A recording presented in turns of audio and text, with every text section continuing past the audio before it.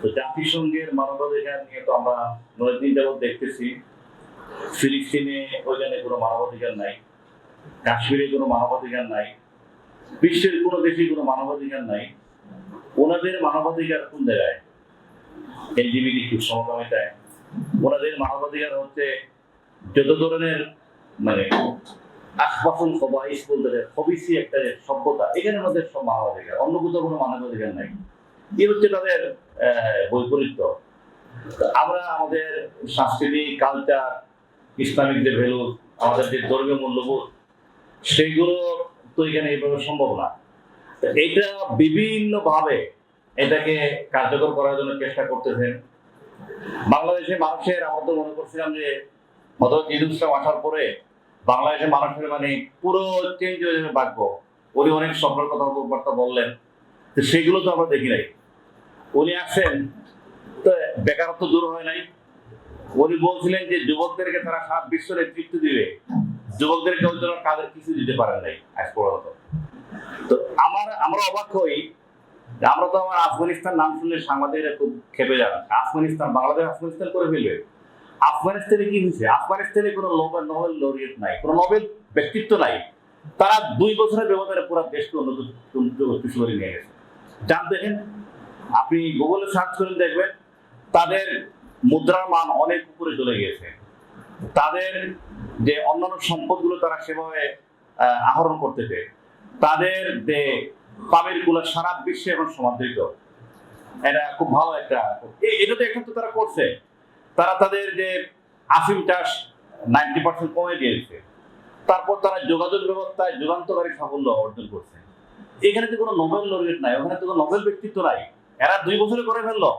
আর আপনারা অনেক কিছু, এত বুদ্ধিজীবী, অনেক কিছু আপনারা কিছু করতে পারেন নাই।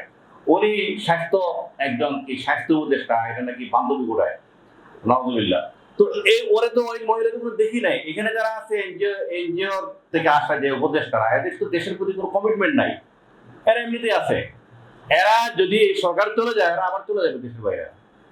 সেজন্য এই হচ্ছে অবস্থা। এখন আমরা যেটা মনে করতেছি যে ভারতীয় আধিপত্যবাদ থেকে মুক্ত হয়ে আর এখন আমরা খুব স্বাধীন হয়ে গেছি, আর স্বাধীন বলতে কিছু নাই। উনি অনেক কিছু দিয়ে দিচ্ছে, যে কোনো কিছুর বিনিময়ে উনি এটা করবেই। এখানে মানবাধিকার অফিস করবে, যে কোনো কিছুর বিনিময়ে। উনি রমজান মাসে দেখা গেল অদম্য নারী পুরস্কার দিচ্ছে এক মহিলাকে, এটা কিন্তু আসলে বেটা ছিল, এটা ট্রান্সজেন্ডার। রমজান মাসে কিভাবে একজন মানুষ, একজন এত বড় মুরব্বী মানুষ, বয়স্ক লোক, একটা ট্রান্সজেন্ডার, সে ছিল পুরুষ, তার শারীরিক অভাব এখনো পুরুষ আছে, বাহ্যিক ভাবে সে লিপস্টিক বা এটা সেটা লাগে, সে মহিলা হয়েছে, তাকে উনি পুরস্কার, অদম্য নারী পুরস্কার। তো এই জন্য ভাই, এই যে আপনারা বলেন 5 বছর 10 বছর, এগুলো একটু বুঝে শুনে বলা দরকার, না বুঝে বলার দরকার নেই। আমাদের দেশ অন্তত আর যাই হোক, পলিটিশিয়ানদেরকে আপনি সারাদিন গালাগালি করেন, পলিটিশিয়ান যদি থাকে তাকে আপনি ধরতে পারবেন, আল্লাহ বোতল ছুঁড়ে মারতেও পারবেন, কিন্তু এদেরকে তো পাবেন না কাউকে। সেজন্য আমরা যারা আছি, আমরা মনে করছি আমাদের অবস্থা হচ্ছে এমন যে আমরা মানে জ্বলন্ত যে মানে উনুন জ্বলন্ত যে কড়াই থেকে এখন নিচে পড়তেছি, নিচে পড়ার আগে এই যে একটু স্বাধীনতা, সেই স্বাধীনতা আমরা পাই। সেই জন্য এটার বিরুদ্ধে সোচ্চার হওয়া দরকার।